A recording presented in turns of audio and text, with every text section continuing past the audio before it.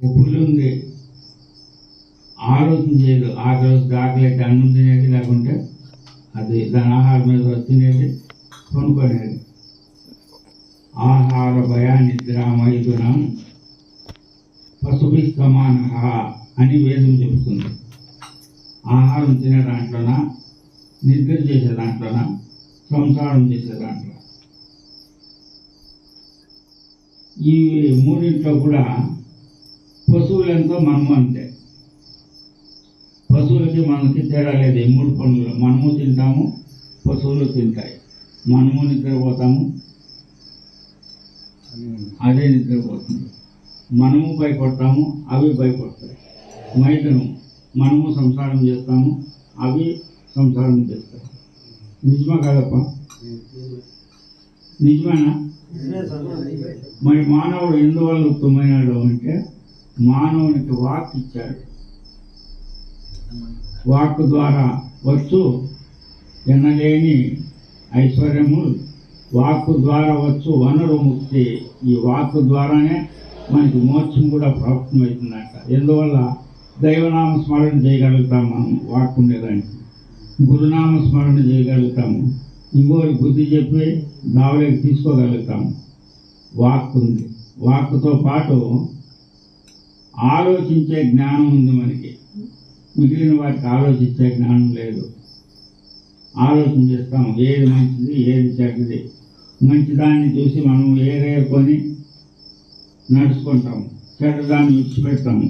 మనం తినే ఆహారంలో కూడా మంచి ఆహారం అది, చెడ్డ ఆహారం అది అని ఆలోచన చేస్తాము. మంచి ఆహారం తింటాము, చెడ్డ ఆహారం వదులుతాము. ఈ రెండు కాక ఇంకో గొప్ప విశేషం ఉంది. వేరే 84 జీవరాశుల్లో కూడా తాను ఎవరో తానికి తెలియదు.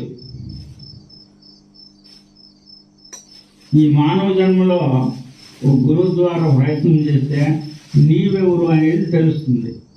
నీవెవరు అంటే అమరనారాయణ స్వామి అంటాడు, దేవుడు తనలో దండిగా ఉండుట తెలియదు మానవ పశువులకి. మామూలు పశువులెంతో మనము అంతేనో. ఏం తెలుసుకోవాలా? దేవుడు తనలో దండిగా ఉండుట తెలియదు మానవ పశువులకి. తనలోనే దేవుడు ఉన్నాడని ఎవడైతే తెలుసుకోలేడో వాడు పశువుతో సమానం. మానవ పశువు అని నారాయణ స్వామి.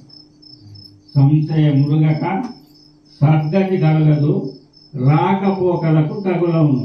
సంశయం అంటే ఇది మంచిది, ఇది చెడ్డది, ఇది గురుమార్గమా, లేకపోతే నేను భగవంతుడా కాదా, నన్ను నేను ఎట్లా తెలుసుకోవాలా, నేను ఎక్కడి నుంచి వస్తే ఎక్కడ నివాసం చేస్తాను, సరే కొన్నాళ్ళు ఇది చేస్తాను, ఈ దేహంలో బాహ్య శరీరంలో వచ్చి ఉన్నాను, మళ్ళీ ఎక్కడికి పోతాను, నా గమ్యం ఏమి అని ఆలోచన చేసి ఆ గమ్యాన్ని గురించి తెలుసుకునే మార్గమే గురు మార్గము.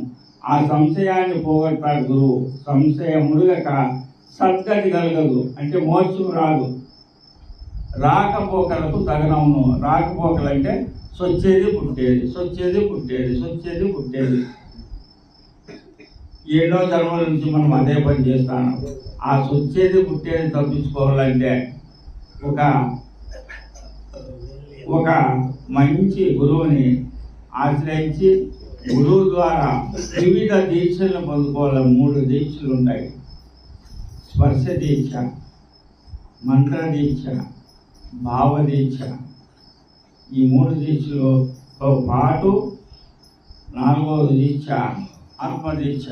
ఇలాంటి దీక్షలంతా ఆ గురువు ద్వారా పొందుకొని గురువుకి 4 విధాలైన సేవలు: స్థాన శుశ్రూష, అంగ శుశ్రూష, భావ శుశ్రూష, ఆత్మ శుశ్రూష అనే 4 విధాలైన సేవ చేసి ఆ గురువును మెప్పించగలిగినప్పుడు ఆ గురువు నీకు రహస్యం ఇప్పి చెప్తాడు. నాయన, నువ్వు ఫలానేది,